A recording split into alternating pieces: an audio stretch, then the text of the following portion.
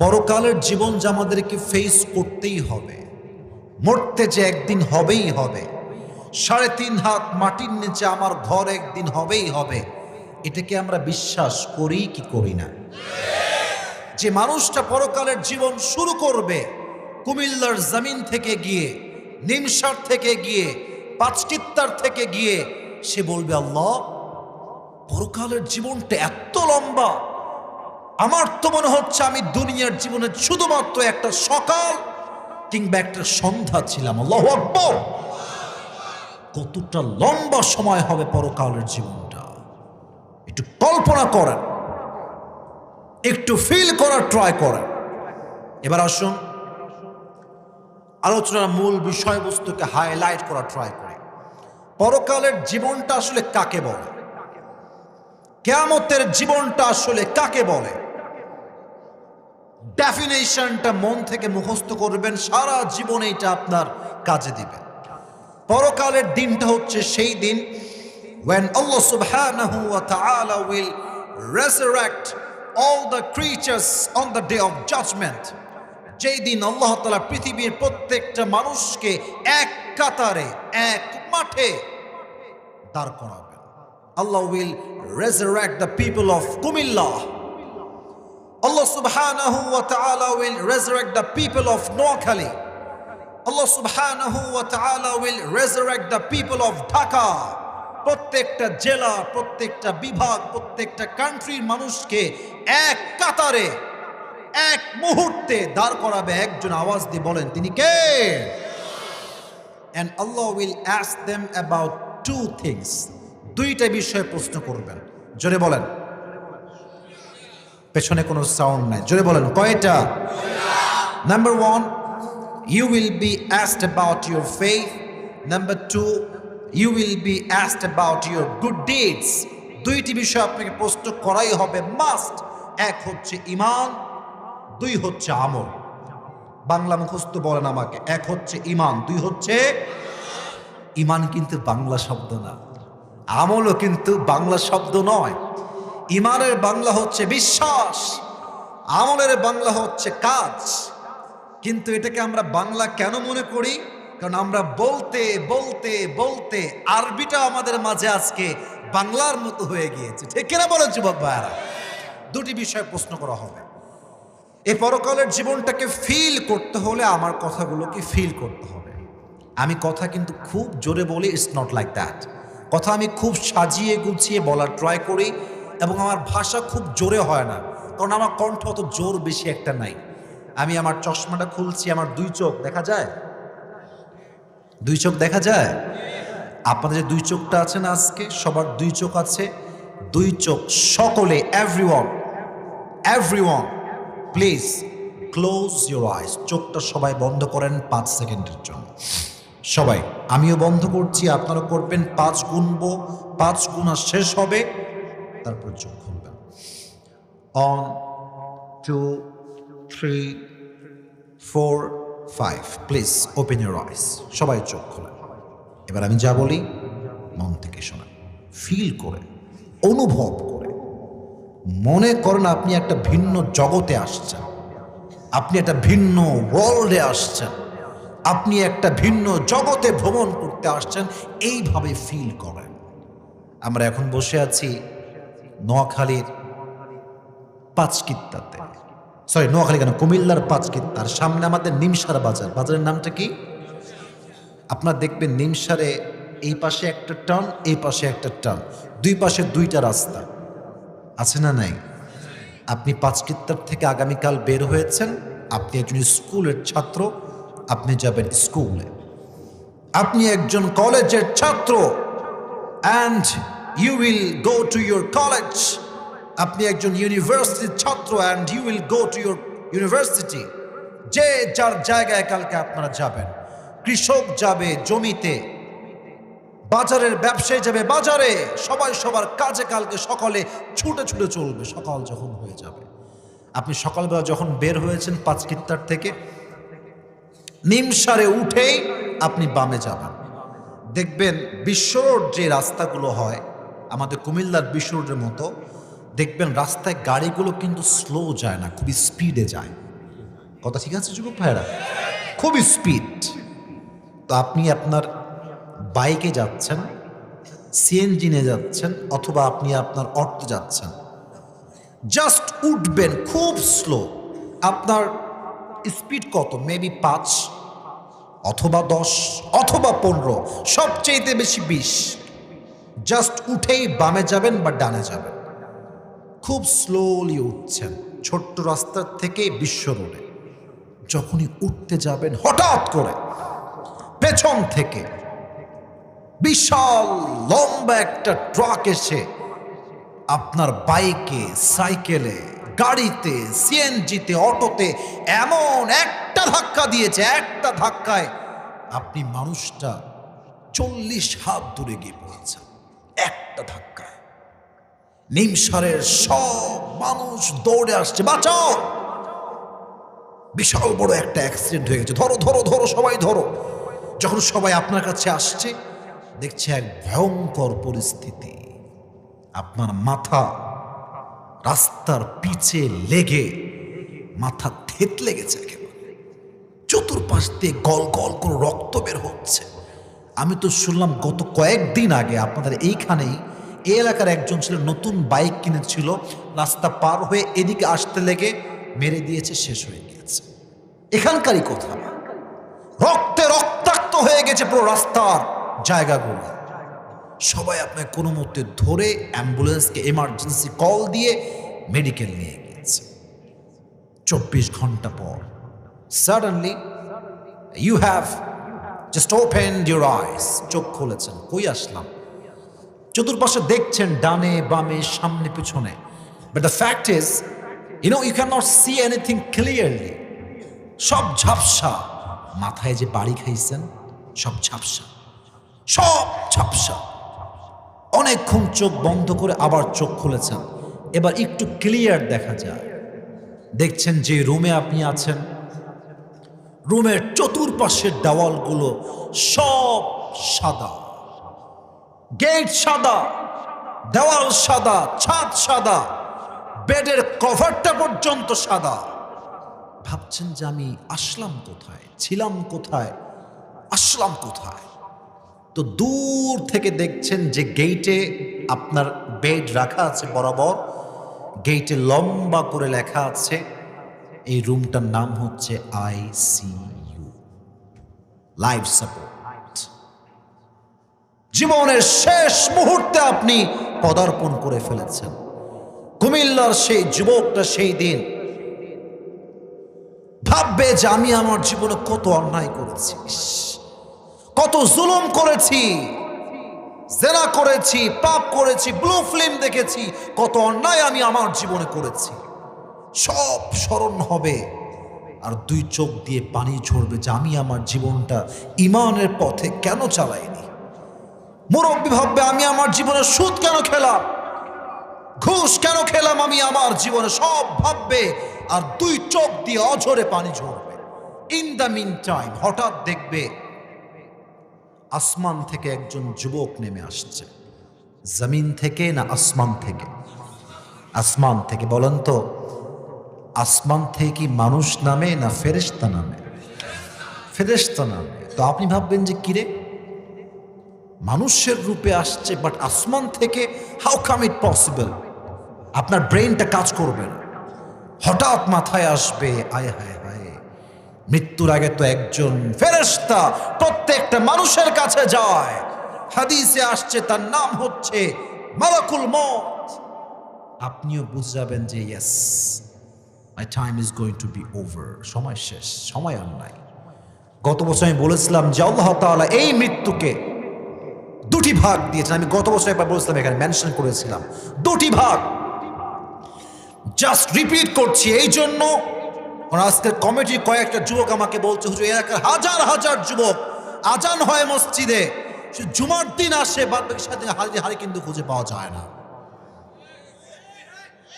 অনেক যুবক এখানে আছে যারা শুধুমাত্র জুমার দিন আসে, আর বাকি 6 দিনকে হারি কেন্দ্র খুঁজে পাওয়া যায় না। ঠিক কিনা বলো যুবক ভাইরা? এই ওয়াজটা মনোযোগ দিয়ে শুনবেন।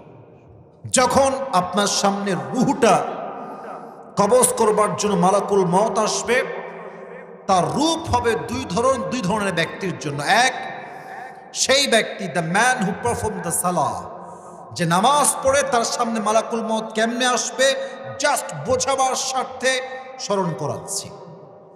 তার দেহের পোশাক হবে হোয়াইট, সাদা, গায়ের রং হবে ফর্সা, দেহের প্রত্যেকটা অঙ্গ প্রত্যঙ্গ হবে look like a young man, তাগড়া যুবকের মতো।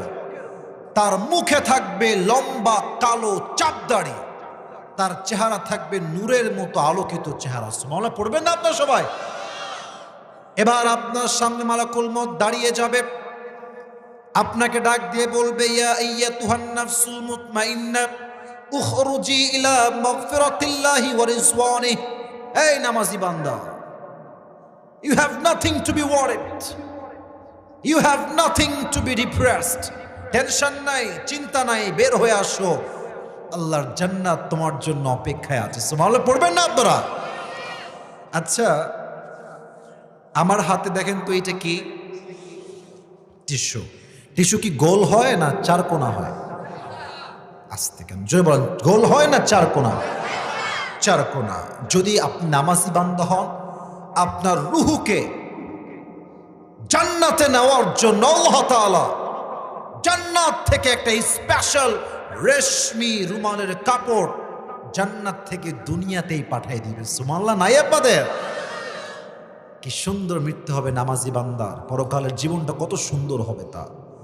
এবার আসেন বেনামাজির কেমন হবে। অনেক যুবক তোমরা আসছো, প্লিজ, কবে আমি আবার আসবো জানি না, দেখা হবে কিনা তাও জানি না। এমনও হতে পারে যে আজকে আমার জীবনের শেষ দিন আমি ওয়াজ করছি। আমি আমার ওয়াজগুলো সেভাবেই করব যেন মনে হয় যেটা আমার জীবনের সর্বশেষ ওয়াজ।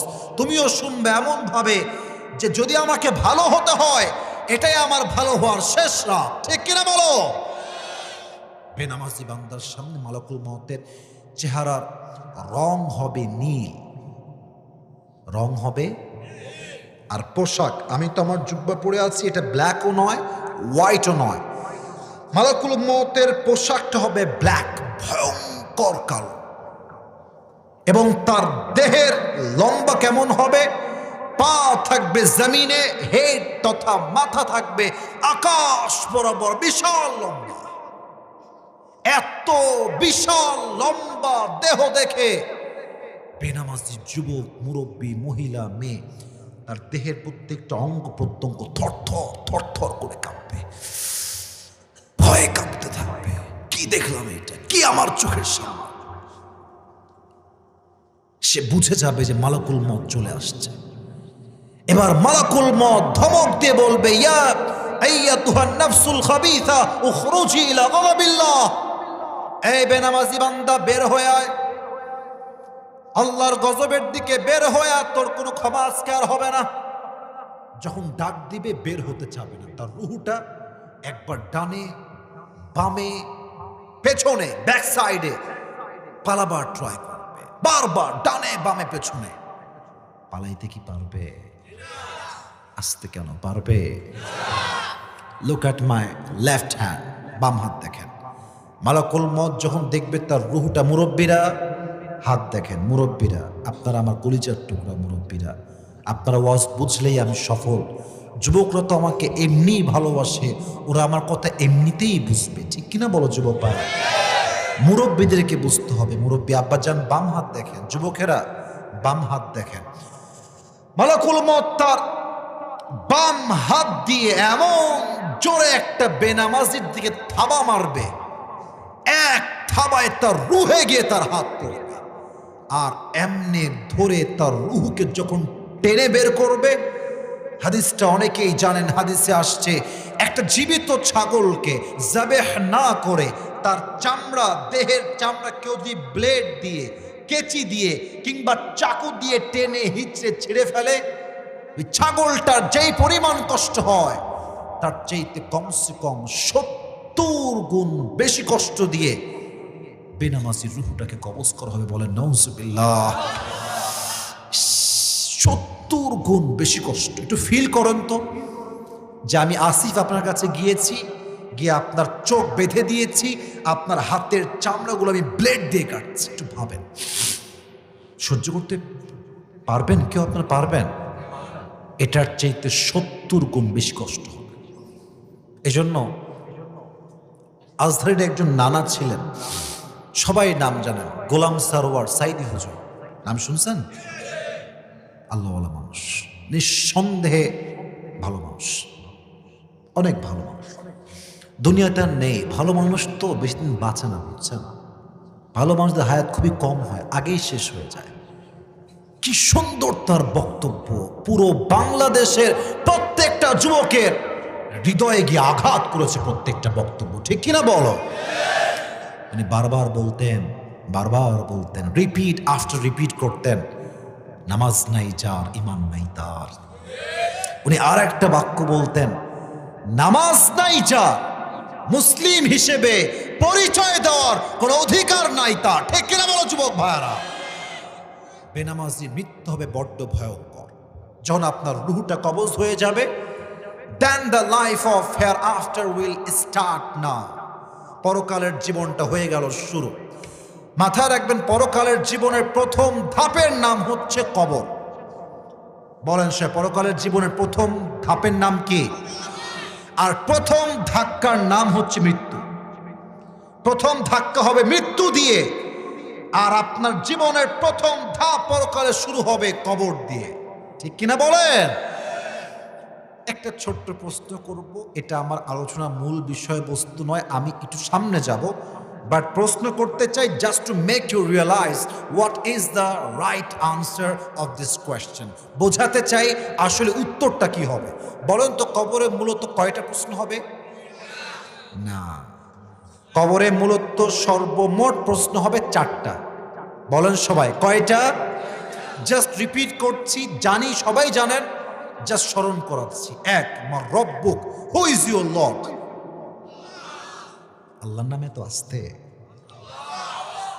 2টা শাহাদাত আঙ্গুলে উত্তোলন করে বলেন, আমাদের রব কে? আল্লাহ আমার রব। বলেন না, আল্লাহ আমার রব। দমে দমে তনু মনে তারি অনুভব। সুবহানাল্লাহ পড়বেন না তো সবাই? তোমার দুনিয়াতে আমি যেদিকে তাকাই, অথই নিয়ামতে ডুবে আছি সবাই। পাখ পাখালির কণ্ঠে শুনি তসবি কল রব, তসবি কল রব। পড়েন, আল্লাহ আমার রব। দমে দমে তনু মনে তারি অনুভব। রবকে নাম্বার 1। নাম্বার 2, ওয়ামান নবিয়্যুক, তোমার নবীর নাম কি? আমরা বলবো মুহাম্মাদুর রাসূলুল্লাহ সাল্লাল্লাহু আলাইহি ওয়াসাল্লাম। সবাই কি পারবে? সবাই পারবে, একদম রাইট, সবাই পারবে। আচ্ছা, একটু আমার দিকে তাকান তো please, everyone look at my face. আমার এই মুখে এটা কি? বুঝি নাই, জোরে বলেন। খারাপ লাগতেছে? অসুন্দর লাগতেছে নাকি আমার? আচ্ছা, অনেকে কয় যে হুজুর দাড়ি রাখলে নাকি মেয়েরা পছন্দ করে না। হ্যাঁ, এরকম কিছু মেয়ে আছে। তো আমার কথা ভাই বেশি ওদিকে যাব না, কারণ আমার মূল বিষয় এটা না। এতটুকুই বলবো, একমত হলে ঠিক বলবেন, না হয় চুপ থাকবেন। I don't have any objection about it. কোনো আপত্তি আমার নাই। আমার কথা খুবই ক্লিয়ার, কোনো ভেজাল নাই। কথা একটা, যেই মেয়ে দাড়ি দেখে পছন্দ করবে না, ও তো তোমার বউ হওয়ারই কোনো যোগ্যতা রাখে না। কথা ক্লিয়ার? ওরা আমি নিজেই বিয়ে করবো, কিসের পছন্দ? আর পছন্দ কিসের?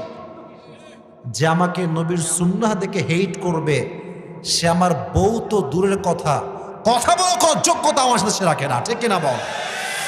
আর যদি কোনো মেয়ে, কথা বললে তো কথা বের হয়ে আসে, কোনো মেয়ে, মুরব্বীরা কান খাড়া করবেন, যদি আপনার ছেলেকে বা যুবক যারা আছে, তোমাকে যদি কোনো মেয়ে দাড়ির জন্য রিজেক্ট করে, তার একটা কথা বলবা, এটা আমি আসিফ শিখাই দিলাম।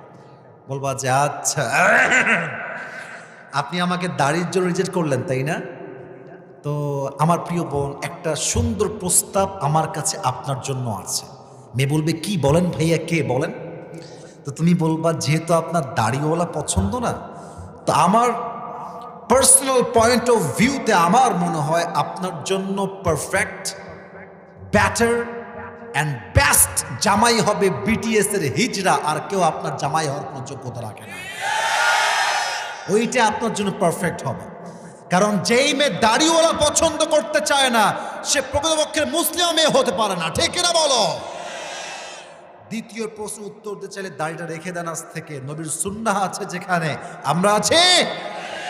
3 নাম্বার প্রশ্ন, ওয়ামা দীনুক, what is the name of your religion? তোমার ধর্মের নাম কি?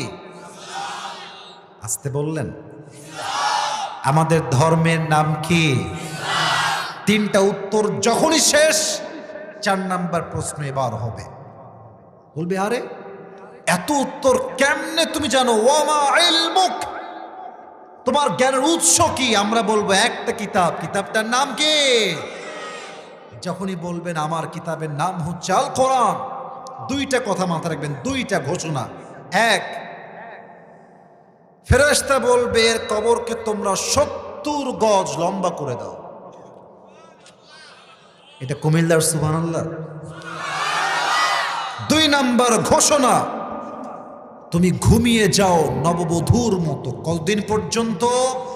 যতক্ষণ পর্যন্ত কিয়ামত কায়েম না হচ্ছে, তোমার ঘুম কেউ ভাঙাতে আসবে না। এই পরকালের জীবনের প্রথম ধাপে কবরে আরামের ঘুম আমরা সবাই দিতে চাই কি চাই না? এবার যারা পুরস্কার পেতে চান, এবার আমার মূল বিষয়কে মনোযোগ দিয়ে শুনবেন। পরকালের জীবনটা হচ্ছে মোট 3 ভাগে বিভক্ত। বলেন কয়টা? পেছনে অনেকে কথাই বলছেন না, বলেন তো কয়টা? আচ্ছা, হয়তো বা রাত বেজে গিয়েছে 11:30টার কাছাকাছি, 2-1জন বিরক্ত হচ্ছেন। আমি একজন যুবককে চাই যার বউটো কেউ নাই, দাঁড়িয়ে একটা সেই লেভেলে তাকবীর দিবে। কে আছে? দেন তাকবীর দেন একটা।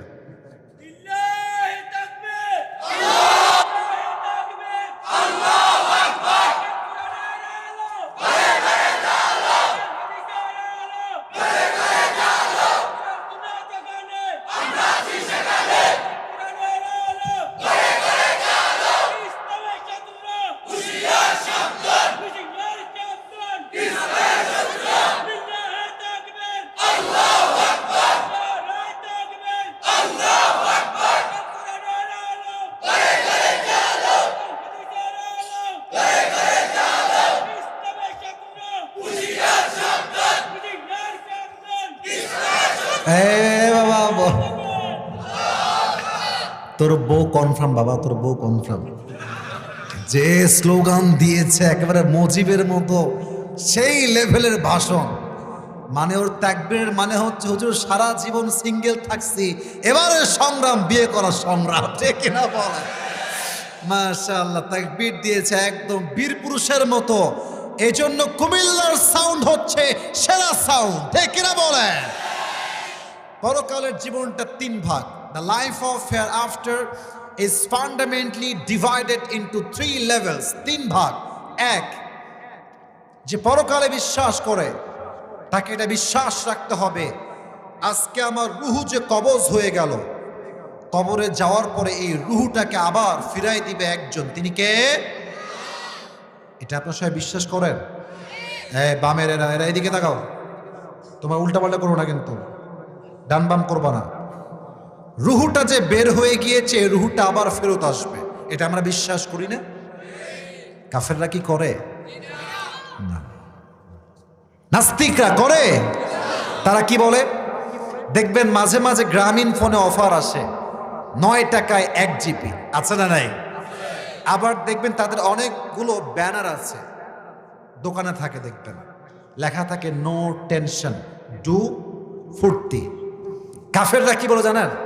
বলে আর এই জীবনটা যখন শেষ হয়ে যাবে আর কোনো জীবনই তো নাই, এই জীবনটাই শেষ, তবে কোনো টেনশন নাই, খাও পিও মজমস্তি করো। নাউজুবিল্লাহ পড়বেন না আপনারা?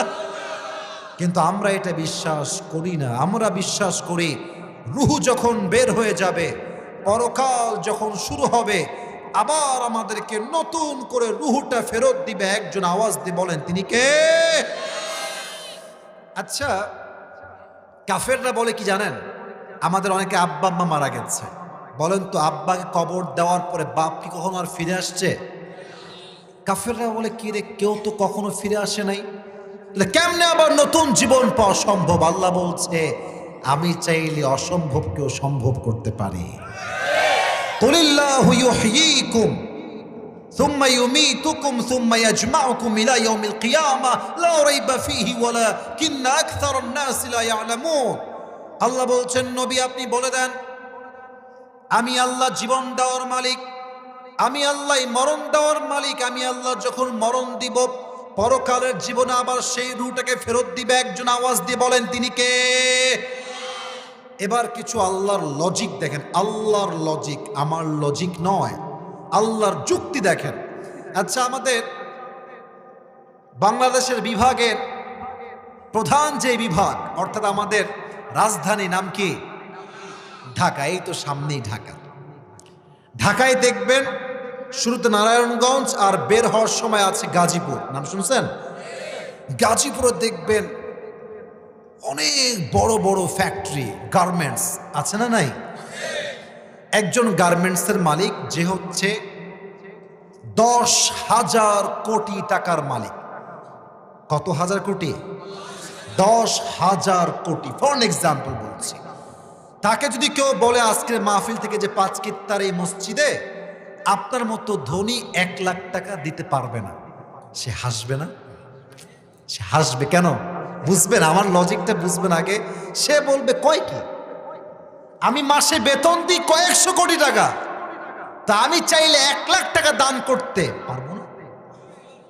আমার কাছে সে টাকা আছে কিনা তাই বলেন, আছে না নাই? আল্লাহ বলছে আচ্ছা তুই কেমনে বললি যে আমি জীবন দিতে পারবো না? আচ্ছা, আমার যে দেহ আজকে আমি লম্বা, দাঁড়িয়ে আছে, বিশাল লম্বা হাত, বিশাল বড় ঠ্যাং, আমি কি মায়ের পেটে এরকম লম্বা ছিলাম? বুঝি নাই। ছিলাম ছোট্ট, একদম ক্ষুদ্র নাপাক পানি ছিলাম। আলাম ইয়াকু নুতফাতাম মিন মানিয়্যিন ইউমনা সুম্মা কানা আলাকাতান ফাখালাকা ফাসাওয়া ফাজআলা মিনহু যাওজাইনি আয-যাকারা ওয়াল উনসা।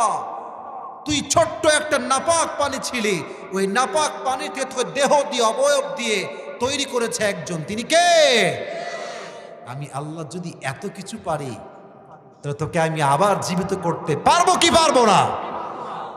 আচ্ছা, আমার হাতের দিকে তাকান, এই যে এটার নাম কি? এই দুইজন কই যায়? এই দুইজন, এই মাইটা হাড্ডি ভেঙে দিব একেবারে। বসো বসে বলো, কোথাও যাবো না যুবক ভাইরা। ভালোবাসা দিয়ে বলছি, এটা একটু রাগ করবেন না, এটা ভালোবাসা। ভালোবাসতে যে জানে সে শাসন করতেও তো জানে, ঠিক কিনা বল? আমার কথা হচ্ছে একটা, আমরা 12টার মধ্যেই দোয়া করো, বাট কেউ ডান বাম হব না। রাজি আছেন তো ইনশাআল্লাহ? আচ্ছা, এই সামিয়ানাকে ঠিক রাখার জন্য মাঝখানে বাঁশ খুঁটি আছে না নাই? আর এই সামিয়ানার উপরে আরো বিশাল বড় একটা শূন্য আছে, আকাশ। বলেন তো আকাশকে ঠিক রাখার জন্য যেন ভেঙে না পড়ে কয়টা খুঁটি আছে? এই বামের লোক খুবই অ্যাক্টিভ, ডানের লোকরা কথা কয় না। আকাশের খুঁটি কয়টা বলেন? আসেনি? একটাও আসেনি? একটাও নাই। আল্লাহ বলছে আচ্ছা, যেই আল্লাহ খুঁটিহীন আকাশ বানাইতে পারে, সে আল্লাহ তোর মতো নগণ্য একটা মানুষকে নতুন জীবন দিতে চাইলে পারে কি পারে না? লজিক দেখেছেন? লজিক কাকে বলে? আনতুম আশাদ্দু খালকান মিস সামাউ বানাহা রাফা সামকাহা ফাসাওয়াহা। আল্লাহ বলছে যে আমি আকাশ রাখলাম খুঁটিবিহীন, কোন খুঁটি ছাড়া আকাশটা ঠিকই আছে। আমি আল্লাহ যদি আকাশ বানাইতে পারি তাহলে তোকে আমি আবার জীবন দিতে চাইলে পারবো কি পারবো না? 1 নাম্বার বিষয় শেষ। 2, if you believe in life of hereafter, then you must have to believe in on the day of judgment. যে পরকালে বিশ্বাস রাখে তাকে হিসাব দিবসে বিশ্বাস রাখতে হবে। আমি যদি ভালো কাজ করি এটা আমার ডান আমল নামায় ওজন দিবে একজন। আওয়াজ দিয়ে বলেন তিনি কে? আর জান্নাতে যাওয়ার জন্য 100 আমলে কত আমল পাওয়া লাগবে কে বলতে পারে? কত? 51। মারহা বলবেন না তো সবাই? 51। এবার আমার 2 হাত দেখেন, আমি আয়াতটা একদম এক্সপ্রেশন সহ বোঝাচ্ছি। এটা হচ্ছে আমার ডান আমল মানে ভালো আমল, এটা হচ্ছে বাম আমল মানে খারাপ আমল। ডান আমল, বাম আমল। এবার দেখেন আল্লাহ বলছেন 2টা ওজন দেওয়া হবে। এবার আয়াত শোনেন, ফামান থাকুলাত মাওয়াজিনু ফাহুয়া ফি ঈশাতির রাদিয়া। আল্লাহ বলছেন তোর ডান আমল যদি একটু উঠে যায়, একটু ভারী হয়ে যায়, তোর জন্য আমি আল্লাহ নিজেই জান্নাতের ফয়সালা করে দেব। ফাহুয়া ফি ঈশাতির রাদিয়া, he will enter in the paradise, জান্নাতে সে প্রবেশ করবে। তবে কিয়ামতের দিনে পীর সাহেব কি তার মুরিদকে চিনবে? মুরিদ কি তার পীরকে চিনবে? বাবাই তো সন্তানকে চিনবে না, মাই তো তার সন্তানকে চিনবে না, পীর কই থেকে আসবে? ঠিক কিনা বলো যুবক ভাই? অনেক যুবক তোমরা জানো যে আমি গত 1 মাস আগে, মেবি 1 মাসও হয়নি, 20-25 দিন হবে, আমি একটা লম্বা বড় রোড অ্যাক্সিডেন্ট করেছি। কি জানেন নাকি যুবক ভাইরা? আমার গাড়ি শেষ, গাড়ির সামনের কাঁচ ভেঙে গেছে, বামের 2 দরজা ভেঙে গেছে, ওপরের যে ছাদ থাকে না, ছাদ, ওইটা ভেঙে গেছে, সিলিং সহ ভেঙে গেছে। কিন্তু আপনাদের দোয়া, আল্লাহর রহমত, গাড়ির কিচ্ছু নাই, বাট আল্লাহ আমাকে 1 চুল পরিমাণ কোনো ক্ষতি করে, আমি একদমই ঠিক আছি, আমি একদমই ঠিক আছি, কিচ্ছু হয়নি আমার। তার মানে হচ্ছে রাখে আল্লাহ, মারে কে? মারে আল্লাহ। আমি কয়েকবারই কথা অন্য মাহফিলেও বলেছি, আমার যেই দিন কার অ্যাক্সিডেন্ট হয়, সকালবেলা আমি অনেককেই কল দিয়েছিলাম, মোবাইল ফোনে কল দিই না মাঝে মাঝে আমরা, তো বন্ধুদেরকে কল দিলাম যে একটু কান্নাকাটি করবে, যে এত বড় একটা সমস্যা হয়ে গেছে। কল দিলাম, কিরে বন্ধু, আমি তো অনেক বড় একটা অ্যাক্সিডেন্ট করেছি রে। বলছে তাই নাকি রে, অনেক কষ্ট রে, সাবধানে চলিস। কথা বলেই ফোন কাট, আর কোনো কথা নাই। ভাবলাম কিরে, একটু কান্নাকাটিও করলো না, কোনো দরদ নাই আমার জন্য। এরকম কয়েকজনকে কল দিলাম, সব বলতে চাচ্ছি না, যেহেতু আমার মূল বিষয় এটা নয়। সর্বশেষ যেটা বলতে চাই আজকে আয়াত থেকে, মাকে কল দিলাম। মাকে কল দিয়ে বলি নাই যে অনেক বড় একটা অ্যাক্সিডেন্ট হয়েছে, বলিই নাই, শুধু বলেছি আম্মা জান আমার গাড়িটাতে একটু সামান্য আঘাত লেগে গাড়িটা একটু ভেঙে গিয়েছে, আমি ঠিকঠাক আছি। ওই যে ভেঙেছে, সামান্য আঘাত, ওই যে মা কান্না শুরু করছে, আর থামে না। 20 মিনিট 25 মিনিট কাঁদতে তো আছে ভাই, কেমনে বোঝাবো আপনারা কোন? কুমিল্লাতেই ছিলাম সেই দিন, অ্যাক্সিডেন্টটা কুমিল্লার চাঁদপুরে হয়েছিল। নাম শুনছেন চাঁদপুরের আপনারা? কুমিল্লার মেন শহরে ছিলাম, চাঁদপুরে মাহফিল ছিল, এসে যখন ব্যাক করব তখন এই ঘটনা ঘটেছে।